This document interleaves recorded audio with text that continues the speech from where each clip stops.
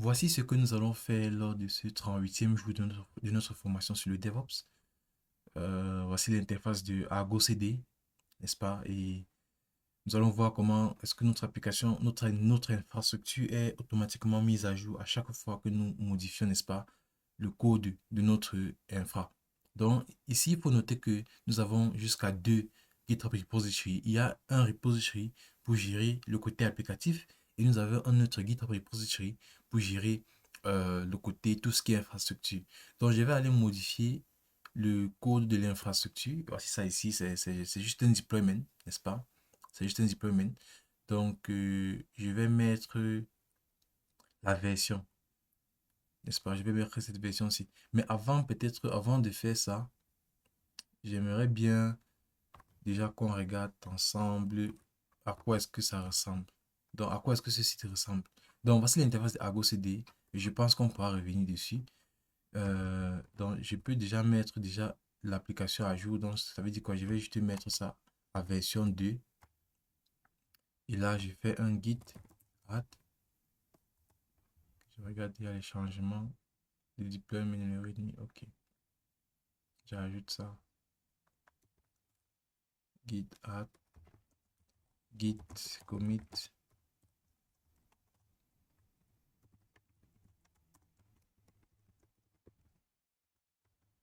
Git push. OK. Là, alors, le temps que ça pousse sur GitHub, j'aimerais vous montrer. euh, oui, ça, ce sont les versions de mon application. Donc, voici mon Docker Hub en ligne pour Flask GitHub, n'est-ce pas? C'est une application Flask. Et j'ai trois versions. J'ai la version 1, j'ai la version 2 et j'ai la version 3. Donc, juste avant de pousser là, je suis passé à la version 2. Donc, avant, c'était 1 ici. Maintenant, on va rentrer rapidement sur l'interface de GitHub. Donc, si vous voyez, il y a pas encore de changement. Mais si je fais un refresh, vous voyez, on dit Syncing. On dit, voyez, voici le nouveau deployment qui a été créé. Si tu cliques là, tu vas voir, euh, tu vas voir le summary. Car ça, c'est le réplica 7 plutôt. Donc, il y a, voilà, ça a fini de 5. On peut voir ici. Donc, ça, c'est, voici les 5 conteneurs, les 5 réplicas qui sont en train d'être créés actuellement. Parce que voici, j'avais mis jusqu'à 5 réplicas ici. Donc, si vous voyez, voici les 5 réplicas qui sont en train d'être créés. Et on a tout ça, n'est-ce pas? On a vraiment tout ça. Voici ça, le premier a fini, le deuxième a bientôt fini, le troisième, ainsi de suite. Voici le service. Donc, ça nous montre en fait une architecture de notre déploiement. Voici le service, voici ça. Kind service. Voici même les événements de ce service-là. Qu'est-ce qui se passe à l'intérieur? Voici notre deployment. Voici ça, deployment. Et ici, qu'est-ce qu'on a? Kind deployment. Status 5, voici le design manifeste, n'est-ce pas? Rappelez-vous, la dernière fois, je vous disais que ça, c'est que en GitOps, on utilise un langage déclaratif, n'est-ce pas? Donc, voici ce qu'on veut à la fin. Oui, voici ce qu'on fait à la fin. Et les étapes pour arriver ici, là, on s'en fout un peu. Mais tout ce qu'on veut, c'est qu'il y ait, n'est-ce pas? Il y ait ce résultat-ci. Alors, ça, ce sont le deployment. Voici les réplicas 7, n'est-ce pas? Voici les réplicas 7. Vous voyez ici, là, les réplicas, c'est 5 sur 5, n'est-ce pas? Mais ici en bas, si vous regardez bien, le réplica 7, c'est juste, c'est 0. Bien, je vais dire 1. Attendez, je clique sur le deuxième. C'est aussi 0. Mais là, à ce niveau, c'était 1. C'était 1. J'avais mis un seul. Et on va dire que ça a une mémoire parce que voici ce que j'ai fait il y a 2 jours. Si je regarde la date, vous allez voir, c'était le 6, donc il y a 2 jours déjà.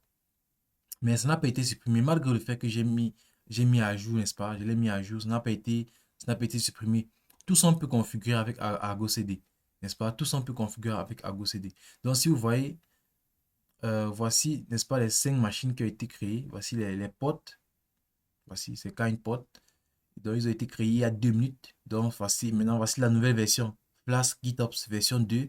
Et ça a 5, n'est-ce pas? Container is running and ready. Donc, ça veut dire que tout s'est bien passé. Le conteneur, il est en bonne santé. Et voici le manifeste, en fait. Donc, si tu veux voir peut-être avoir un peu plus d'informations par rapport à ton infrastructure, n'est-ce pas? Tu peux juste venir là et tu peux observer. Tu peux observer. Voici les events. Donc, tu vas voir, on va dire successfully put image, GitOps, Flask version 2, created container, started container, pooling version 2 encore. Bon, ça c'était il y a 2 mois. 2 minutes, oh sorry, ça c'est il y a 2 minutes, donc tout ça c'est aujourd'hui. Et scheduled, euh, successfully assign default to go to Kubernetes. Bon, donc voici en fait toutes les étapes, voici vraiment toutes les étapes par lesquelles notre pod est passé pour être, n'est-ce pas, dans l'état où il est actuellement. Donc, mais je pense que ça commence du bas vers le haut. Donc voici l'action la plus récente, n'est-ce pas? Voici l'action la plus récente, donc c'est un peu ça. Alors, juste pour voir aussi le contenu, n'est-ce pas, de ce pod, juste pour voir son contenu. Je vais faire un port forward. Donc, il y a aussi le guide que j'ai écrit ici. Il y a le guide.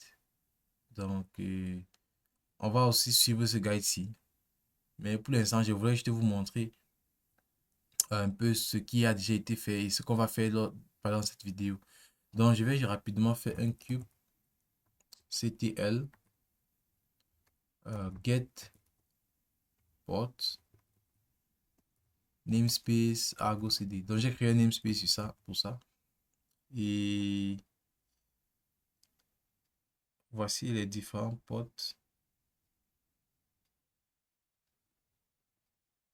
Ok. Je ne pense pas que c'est dans ce namespace-ci. Donc, je vais juste faire un get kubectl.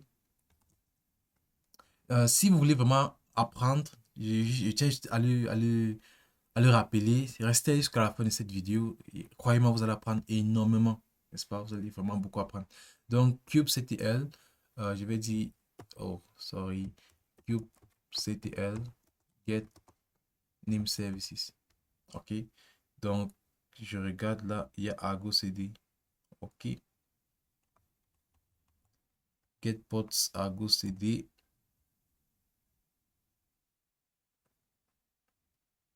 Bon, je vais plutôt get le deployment parce que là, je ne vois pas le deployment. Ok. Voici les différents deployments. J'avais appelé ce deployment ici. J'avais appelé ça Flask App. Je ne le vois pas.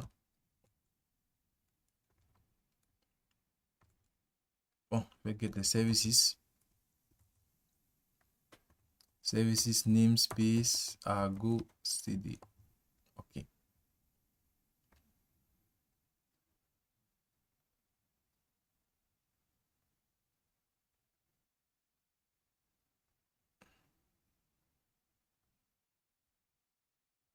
Argo CD server. Bon, ce que je vais faire, c'est je vais apply, n'est-ce pas? Je vais apply ceci. Je vais apply, n'est-ce pas, mon infrastructure parce que je ne la vois pas. Je vais apply cette infrastructure-ci. Donc là, je vais venir ici, je vais faire CD jour 38. Ok. Et là, qu'est-ce que je fais? Je fais CD euh, CD infra K8. Ok, là, je fais maintenant cube CTL apply -f deployment YML et je apply aussi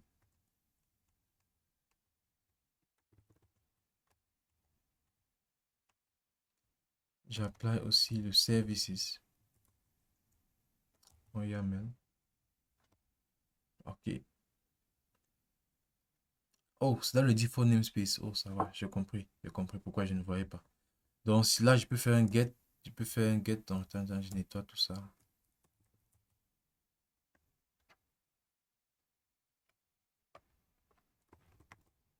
Donc, je peux faire un get ports, un cube ctl get ports, tout simplement. Ou bien get services. Ok, voici ça. Voici le nom du service, n'est-ce pas? Le name, c'est Flask App. Donc, je vais juste faire un port forward sur ce service-ci, n'est-ce pas? Pour pouvoir, n'est-ce pas, le lire, directement sur mon navigateur. Donc, je vais faire kubectl port forward, si je précise le service en disant services flask app, et là le service lui tourne sur quel poste, le poste 5000. Donc je peux juste faire 5000, n'est-ce pas, à l'extérieur, et map sur le poste 5000 à l'intérieur. Là je tape entrée. Ok, je vais rapidement sur mon interface et je fais localhost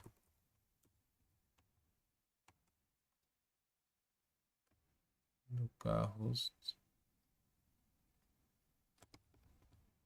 localhost 5000. Alors, voici mon application, voici la V2. Ça, c'est la V2.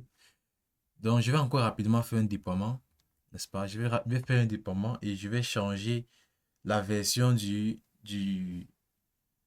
l'image, n'est-ce pas? Je vais changer la version de l'image.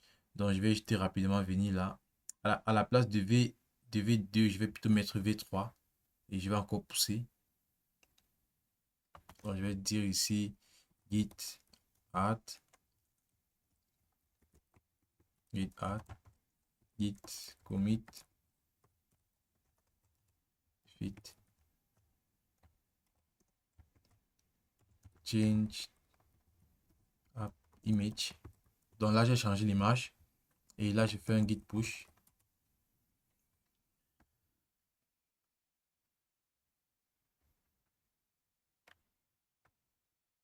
Ok, donc je reviens déjà ici. Je fais peut-être déjà un refresh. Ok, le code n'est pas encore parti. Donc, laisse que le code sera poussé. On pourra, n'est-ce pas, voir ça ici. Donc là, je refresh rapidement. Ok, vous voyez, l'application a été mise à jour. N'est-ce pas, l'application a été mise à jour. Maintenant, vous voyez que c'est en train de quitter de la version 2 à la version 3. N'est-ce pas? C'est en train de quitter de la version 2 à la version 3. Donc, si vous regardez bien, vous allez voir, voici les anciens pods qui sont en train d'être supprimés, n'est-ce pas? Ils sont en train d'être supprimés. Et voici les nouveaux pods qui sont en train d'être créés, n'est-ce pas?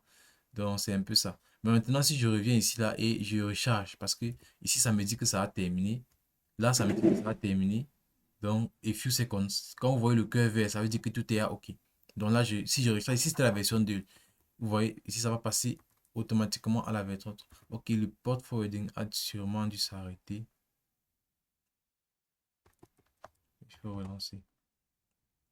Ok, là, je recharge. Vous voyez, maintenant, c'est la version 3. Vous voyez. Donc, c'est vraiment ça le rôle de Argo CD. Si vous avez remarqué, j'ai pas tapé de kubectl apply, n'est-ce pas? J'ai juste poussé. J'ai juste poussé. Et Argo CD s'est chargé de faire tout ça. Alors, nous allons rapidement commencer déjà n'est-ce pas, par vous expliquer déjà tout ça. Donc, on va venir ici sur notre guide.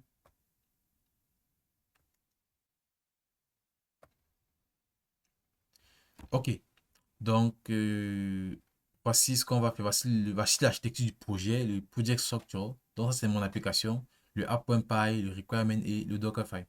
Donc, si je reviens ici, voici ce projet-là ici, n'est-ce pas? Voici ce projet.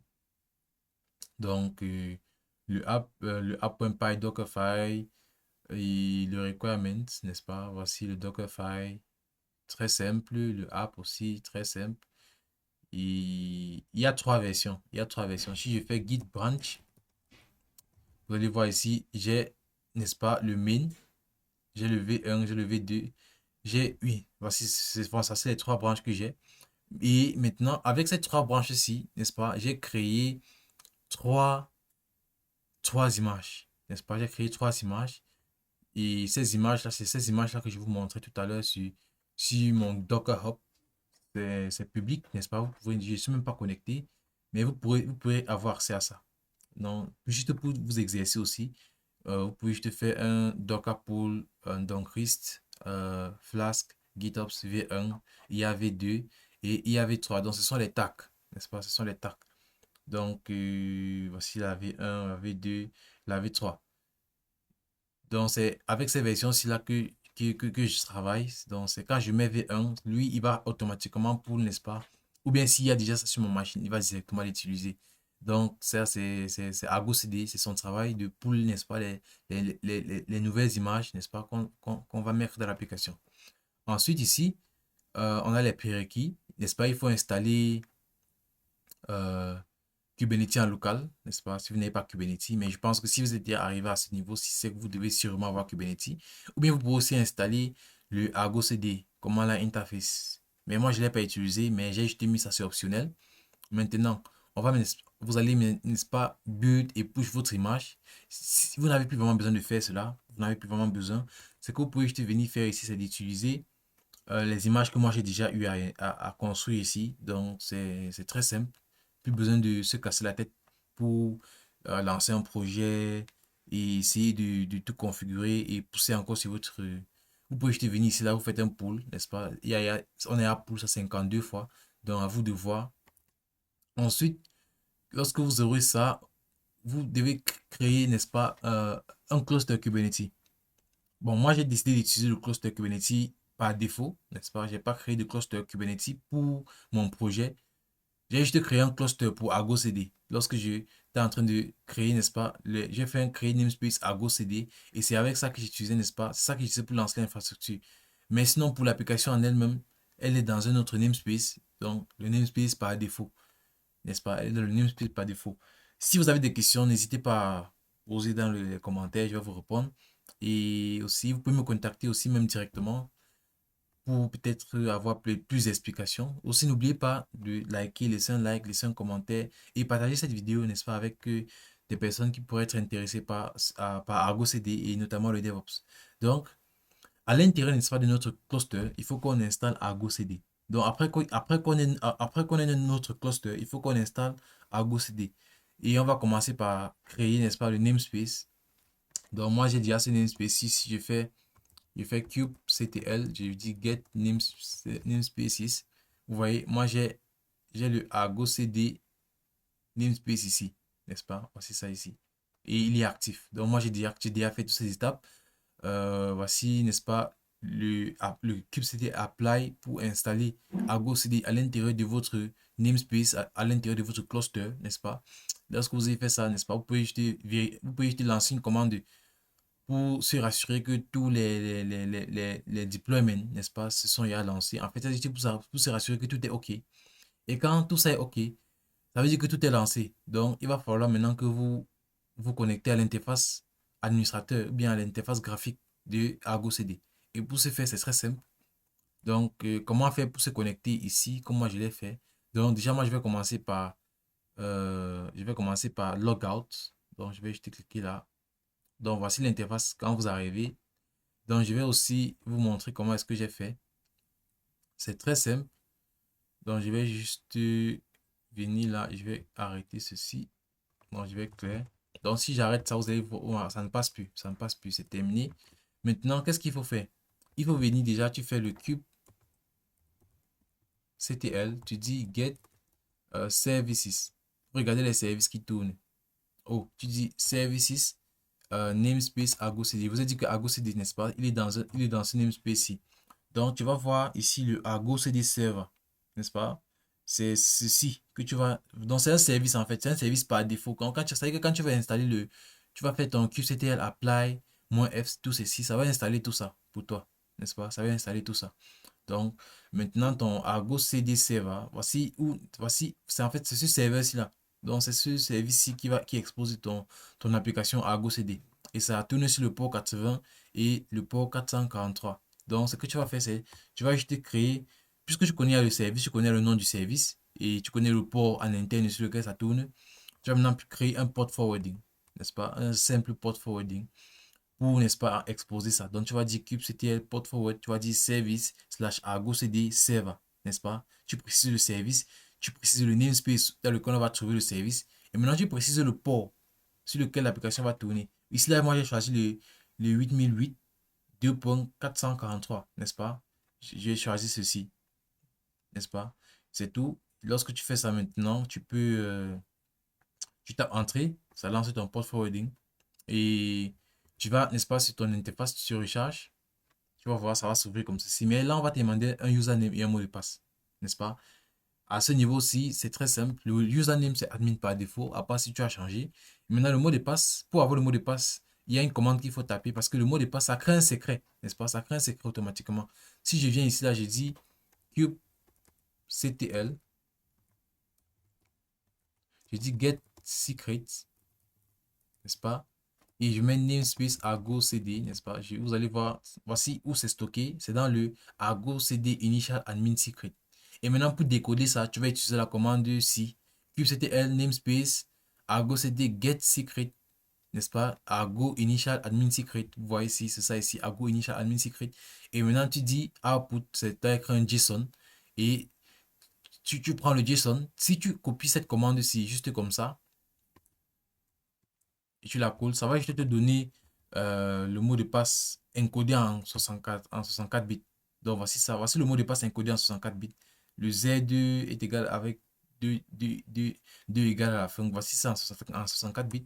Mais il va falloir décoder ça pour pouvoir l'entrer comme mot de passe. Là, tu vas pipe ça comme un B64, n'est-ce pas? Et tu vas l'afficher, tout simplement. Donc, je copie ça. Je colle ici. Je tape entrée. Donc, voici le mot de passe. Donc, c'est EKCXU. Donc, vous pourrez aussi faire ça de votre côté. Lorsque tu fais ça, tu copies et tu cliques sur Sign In.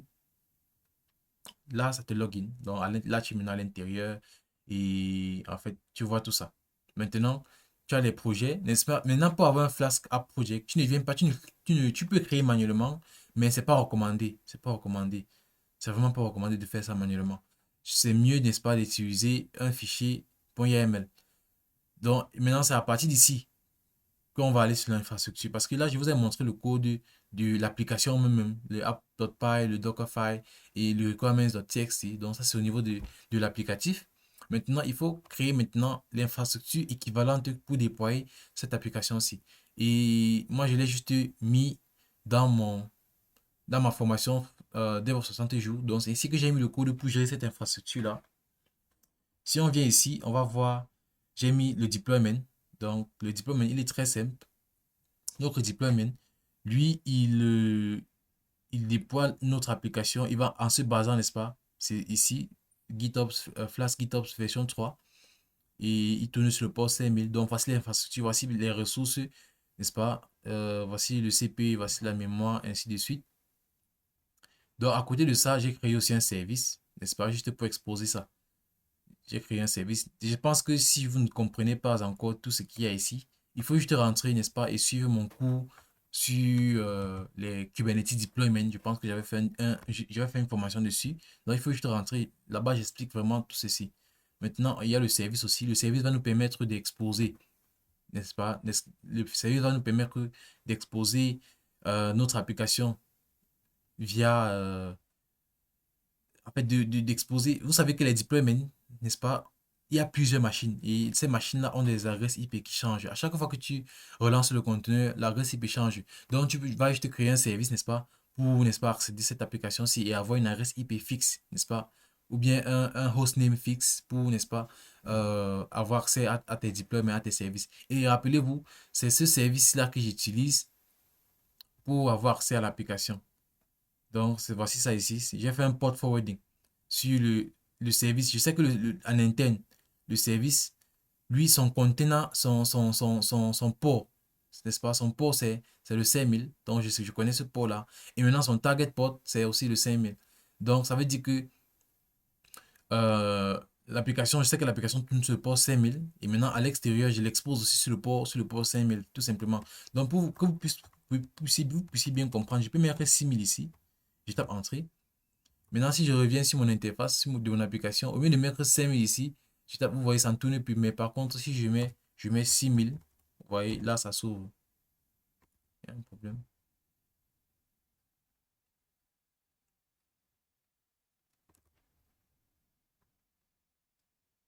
Ah, j'ai plutôt inversé. Donc, ici, ça doit être 5000 et ici 6000. Là, je tape entrée.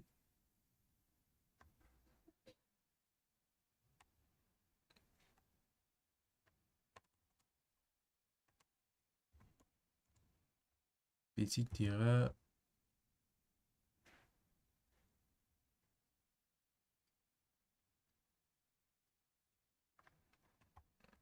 Et si je mets 6000 là, c'est censé fonctionner. C'est censé fonctionner. Donc, je ne sais pas pourquoi ça ne fonctionne pas. Là, je vais mettre ceci.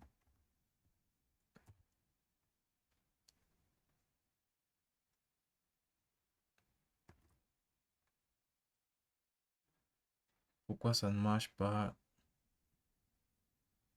Mais on me dit bien que c'est en train d'écouter là. Bon, là, je ne sais pas pourquoi est-ce que ça ne fonctionne pas. Attends, on me dit error on save port. Ok. En fait, c'est pas une erreur. On me dit juste que ce port-ci n'est pas, c'est pas, c'est pas sécurisé. Donc, le port 6000. Donc, disons que je vais plutôt mettre 88 comme ceci. Là, je tape entrée. Là, je reviens ici. 88. Vous voyez, là, l'application s'ouvre, n'est-ce pas? L'application s'ouvre. Donc, si je te vous dire que ça, c'est le 5000, c'est le port en interne et le 8800, c'est le port en externe. Donc, c'est ce port-là qu'on va lire. Donc, ça, c'est ça le job de notre service. Maintenant, à côté de ça, il faut se rappeler dans la vidéo précédente, je vous avais expliqué que le, le Argo CD, lui, il est à l'intérieur du cluster Kubernetes, n'est-ce pas? Il est à l'intérieur du cluster Kubernetes. Ça veut dire que si je viens sur Argo CD App, vous voyez, j'ai aussi, n'est-ce pas, un fichier pour ça. Et je vais vous expliquer tout ceci. Je vais vous expliquer tout ceci. C'est très simple à comprendre. Donc déjà, on a le application, n'est-ce pas, le application. Et ce application, si c'est d'ici en fait qu'on va prendre tout ce qui est tout ce qu'il faut, n'est-ce pas, le API version pour de Argo CD, n'est-ce pas? Donc ici, le API version, ça va dire à Kubernetes quelle API doit gérer cette ressource, quelle API doit gérer ces ressources. Et vous savez bien que ceci, ça c'est le API group, n'est-ce pas? Ça c'est le API group. Et là, c'est pour préciser la version du API group. Maintenant, le kind application.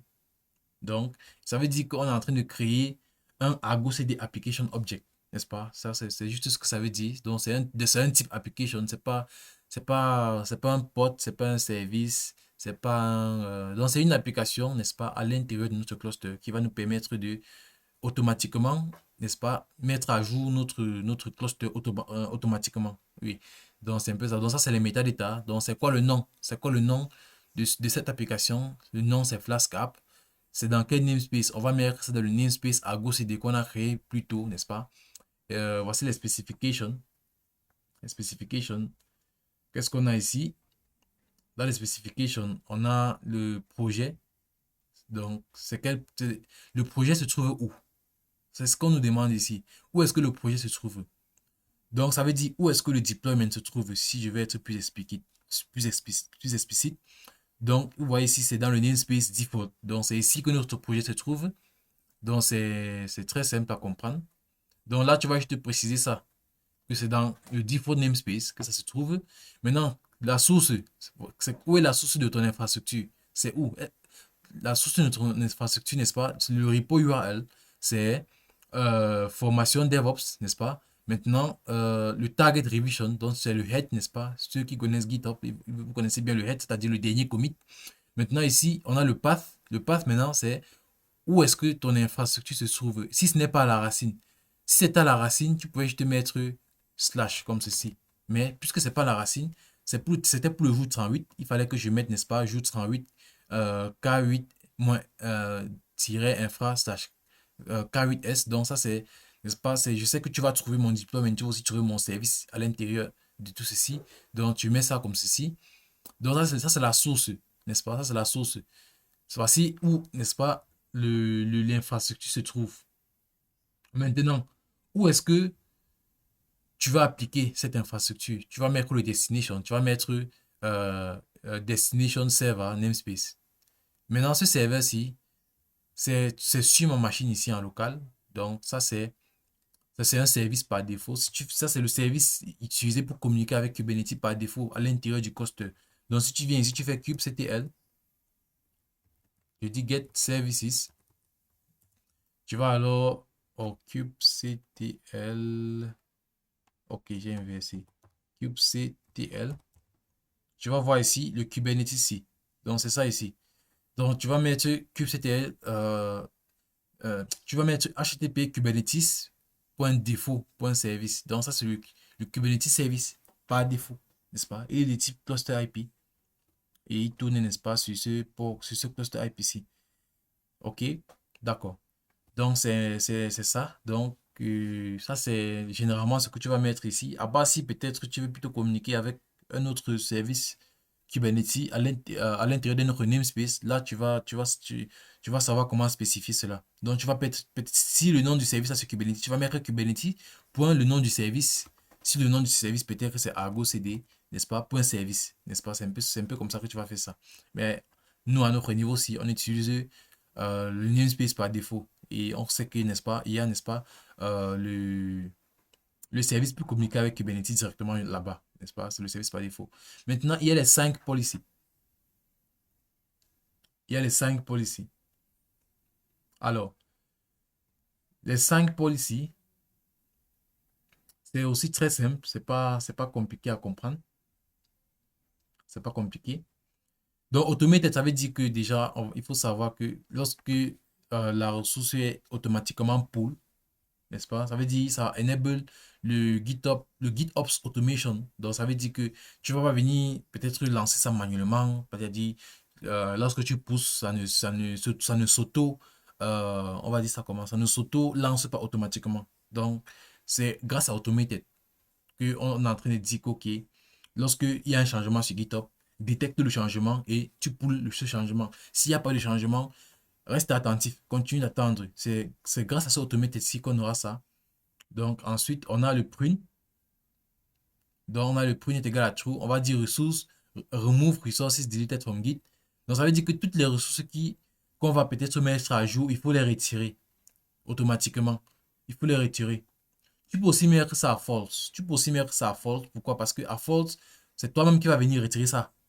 Tu vois, c'est toi-même qui va venir retirer ça manuellement. Peut-être que tu as peur de perdre une ressource ou bien tu as peur. D'ailleurs, Argo, c'est de son côté, il ne sait pas trop ce que tu as en tête. Tu lui as quand même donné ton desired state, mais ça n'empêche pas que les anciennes ressources qui sont là, tu aimerais les garder. Mais si tu veux les retirer, vas-y, retire-les manuellement. Mais si tu n'as pas besoin de ça, tu es sûr de toi, tu peux juste te mettre prune est égal à true. Maintenant, il y a self-heal. Le self-heal, c'est-à-dire, c'est pour revert les manual Kubernetes changes. Ça veut dire quoi? Ça veut dire que si quelqu'un se connecte dans ton cluster et il fait peut-être, par exemple, je vais vous montrer ça rapidement. Dans l'intérieur du cluster, je sais que si je fais un kubectl, je dis get services. Donc, je dis get deployment. Je dis get deployment comme ceci. Vous voyez, actuellement, j'ai le Flask AppC. Ce qu'on va faire, c'est que quoi? Je vais supprimer ce deployment. Rappelez-vous, si je supprime un port à l'intérieur d'un deployment, qu'est-ce qui se passe? Le port est automatiquement recréé, n'est-ce pas? Là, on sait tout ça. Maintenant, ce que moi je vais faire, c'est quoi? Je vais supprimer le deployment carrément. Donc, je vais supprimer le deployment. Mais comme j'ai mis ici self-heal est égal à true, c'est censé recréer ça automatiquement ou bien ça ne c'est censé même pas fonctionner. Donc, ça veut dire que personne ne peut venir modifier le cluster manuellement. Donc, je peux faire kubectl. Je dis delete, n'est-ce pas? Je dis delete moins F deployment.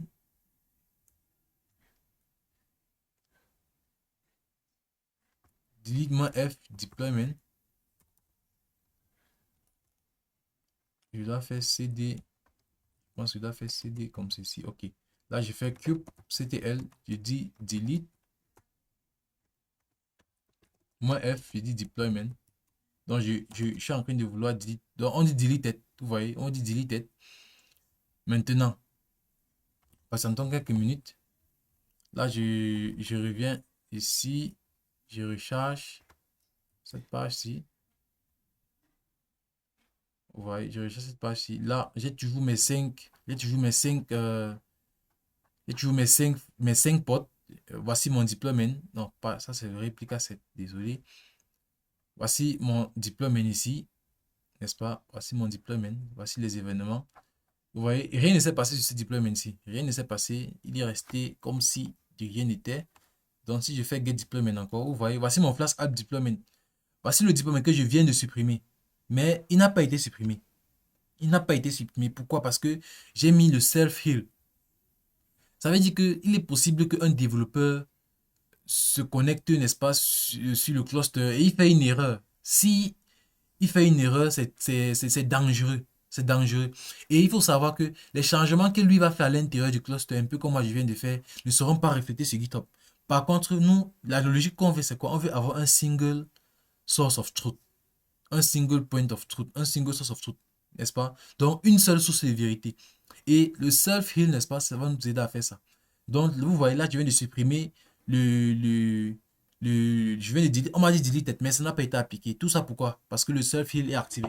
Mais par contre, si tu fais, n'est-ce pas, tu passes ça à false, tu passes ça à false. Lorsque tu vas cliquer, tu vas faire ton self-heal. euh, Lorsque tu vas supprimer, ça va supprimer. Donc vraiment, c'est optionnel, mais ça, c'est une option très importante.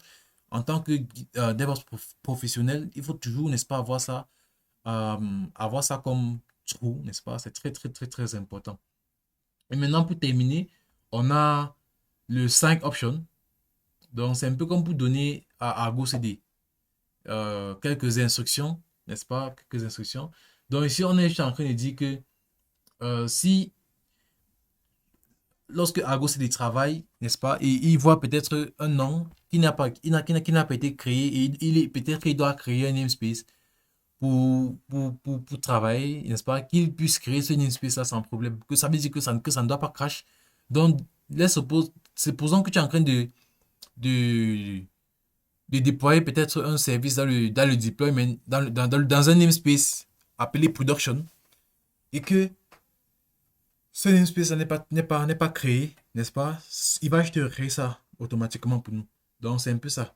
Donc, ça, c'est l'application. Donc, c'est tout. C'est tout. Donc, on a quatre, je vais dire, on a quatre rubriques majeures. On a le projet, n'est-ce pas? On a le projet. Ensuite, on a le source, on a le destination et on a le 5 policy. On a le 5 policy. Donc, vous pouvez aussi lire la documentation pour, n'est-ce pas, mieux comprendre tout ceci, n'est-ce pas? Vous pouvez lire la documentation. Donc, on va faire un dernier exemple. Je vais juste venir ici. Et à l'intérieur de ça, je vais dire, je vais rentrer à la version 1, j'étais à la version 3. Donc, je vais dire Git. Donc, lorsque vous avez setup tout ceci, c'est très simple. Vous pouvez juste maintenant changer. Peut-être vous avez modifié votre code ici. Vous avez modifié votre code là. Et vous avez encore build l'image, n'est-ce pas? Vous avez encore rebuild l'image. Et après avoir build l'image, c'est très simple. Vous venez juste dans votre infrastructure. Vous changez, n'est-ce pas, la version de votre application grâce à l'image que vous avez build et poussé sur votre repository. Là, vous faites un git add. Bien, je vais juste dire git commit -am. Là, je dis fit. Peut-être c'était une nouvelle feature que vous avez ajoutée. Je vais dire added new features. Là, je dis git push. Donc, quand tu as poussé, tu peux venir là, tu patientes. Lorsque ton, ton cluster va détecter le changement, lui, il va automatiquement se mettre à jour. N'est-ce pas? Il va automatiquement se mettre à jour. Vous allez voir, il va supprimer tout ceci. Il va supprimer tout ceci. Il recrée de nouveau. Donc, là, on attend que le pouce s'en va. Ok, là, ça s'est en allé. Et là, si tu viens, tu cliques sur refresh. Ok, vous voyez. Le 5 a fonctionné. Le 5 a fonctionné. Voici ça. C'est en train de créer de nouveau ici, mais c'est en train de supprimer les anciens. C'est en train de supprimer les anciens. Alors, ce qu'on va aussi, on peut aussi faire, c'est de changer le réplica. Là, c'était à 5. Je vais descendre à 3. Et là, je vais dire ici, updated infra. Là, ok. Là, j'ai fait juste un push. Donc, tout d'abord, j'ai changé, n'est-ce pas? J'ai changé l'image. Maintenant, ce que je vais faire, donc si je reviens ici, là, je relance le service.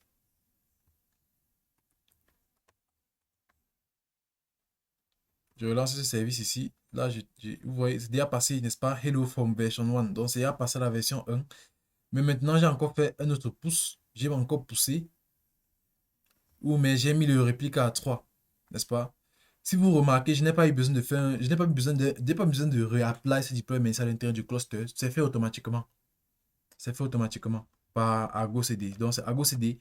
C'est lui, il se bat pour chercher les commandes à se rassurer que. Donc, il utilise quelques commandes, moi, je ne sais pas. Donc, je déclare juste comme ça que moi, je veux 3. Et j'ai pas besoin de faire un apply, j'ai pas besoin de me connecter à mon cluster. Lui, il va gérer tout ça pour moi. Donc, je vous avais parlé des avantages de ça. Ça nous donne la sécurité, n'est-ce pas, au niveau de notre cluster. Donc, on a une sécurité, n'est-ce pas, pour le cluster. Et à côté de ça aussi, on a une gestion de permissions plus avancée. Plus besoin d'avoir accès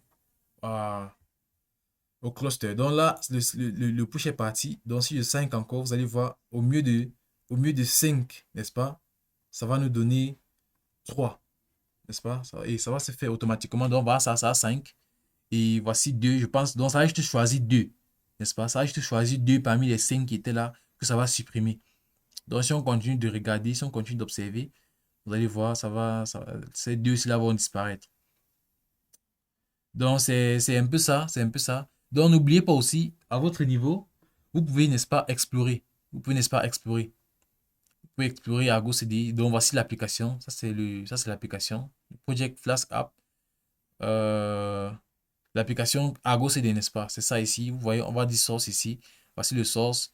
Voici le target. Voici le path. Donc, il y a tout ça. Voici les paramètres. Voici le manifeste. Donc, ce qu'on a écrit pour avoir cela. Voici les événements. Donc, voici tous les événements que cette application a déjà eu à traiter. À côté de ça, ici, on a, n'est-ce pas, le service. Je vous ai montré ça. Et après, on a le service et on a le deployment. Donc, si vous remarquez, ça suit un peu ceci. Donc, voici l'infrastructure, voici l'application, on a le service, on a le deployment. À l'intérieur du service, on sait que le service c'est pour exposer ce deployment-ci. Et le service, le deployment, lui, il a jusqu'à 2 réplica 7 actuellement. Mais voici le réplica, c'est le plus récent où il y a 3 ports, n'est-ce pas? C'est ce qu'on vient de faire. N'est-ce pas? Voici ce qu'on vient de faire. OK. Donc, c'est un peu ça. Tu peux venir dans Setting. Donc, il faut vraiment explorer. Et ça, je pense que je vous ai juste donné peut-être que 5%. Il y a encore tellement à faire. Je vous ai juste donné peut-être que l'utilisation courante de Argo CD. Mais il y a tellement de choses. Il y a le profil, juste ça. Il y a aussi la documentation, n'est-ce pas? Vous pouvez, n'est-ce pas, apprendre. Vous pouvez apprendre. Donc, à l'intérieur de l'application. Donc, on peut créer plusieurs applications, hein. On peut créer plusieurs applications pour plusieurs, je vais dire, pour plusieurs applications, pour plusieurs infrastructures, pardon. Donc, on peut manager plusieurs choses. Donc, c'est un peu ça. Si tu veux supprimer, tu cliques ici. Mais moi, je ne veux pas supprimer. Euh, donc, tu peux cliquer là. Il y a aussi le rollback. Oh, c'est ça que je veux. Il faut que je vous montre ça. C'est très simple. Pour faire un rollback ici, c'est 2 clics. Le premier clic, c'est quand tu cliques sur History and Rollback. Et le deuxième clic, c'est où tu choisis le rollback que tu veux faire. Donc, tu regardes. Voici ce que tu as fait il y a 2 minutes. Si je veux rentrer peut-être sur ce que j'ai fait il y a peut-être 2 jours, tu viens là, tu descends comme ça, tu regardes ça et tu cliques ici. Non, c'est pas ça. Voilà, tu cliques juste là sur rollback. Donc, tu cliques juste là sur rollback. Donc, c'est tout. Regardez, lorsque je vais cliquer sur rollback, qu'est-ce qui se passe? On me dit auto sync needs to be disabled. In order on te dit OK. Donc, là, on a disable, ça a disable le auto sync et maintenant, ça va lancer le rollback. Donc là, c'est en train de automatiquement rollback, n'est-ce pas? Là, c'est en train de rollback. Donc, j'ai fait un rollback. Là, on te dit out of 5. Là, ça dit out of 5. Donc, ça veut dire que ce n'est plus synchronisé. Lorsque tu fais le rollback, c'est plus synchronisé, n'est-ce pas? Donc, vous voyez, ça fait le rollback sur ceci. Ceci. Donc, ça veut dire que mon rollback avait sûrement 2 réplicas, n'est-ce pas? Ça avait juste 2 réplicas. Donc, si je peux cliquer là, je regarde le manifeste. Non, je peux regarder le réplica 7 plutôt. Le réplica 7 ici. C'est sur 5. OK. Donc là, c'est comme ça qu'on fait les rollbacks. Maintenant, si tu veux relancer le auto 5, parce que là, le auto 5 ce n'est plus enabled. Tu peux juste venir, tu cliques ici, tu descends en bas, tu dis enable auto 5, n'est-ce pas? Tu dis OK, c'est tout. Là, c'est relancé. Oui, c'est relancé. Ça veut dire que maintenant, tous les changements qui vont opérer sur GitHub, tu pourras, n'est-ce pas, voir ça automatiquement. D'accord? Et vous voyez, quand je lance mon Auto 5, n'est-ce pas, ça, si vous avez remarqué, ça remet encore à jour avec ce qui était sur GitHub automatiquement. Donc ça, c'est une manière vraiment très efficace, n'est-ce pas, de gérer, n'est-ce pas, votre infrastructure. J'espère que vous avez beaucoup appris lors de cette vidéo. Retrouvons-nous, n'est-ce pas, au 39e jour, c'est-à-dire à la prochaine vidéo de notre formation. N'oubliez pas, abonnez-vous, likez, laissez des commentaires et n'hésitez pas. Ça ne vous coûte rien, n'est-ce pas, de partager cette vidéo avec des personnes, n'est-ce pas, qui sont dans le besoin, n'est-ce pas? C'est très important. Donc, on se dit à la prochaine vidéo. Ciao!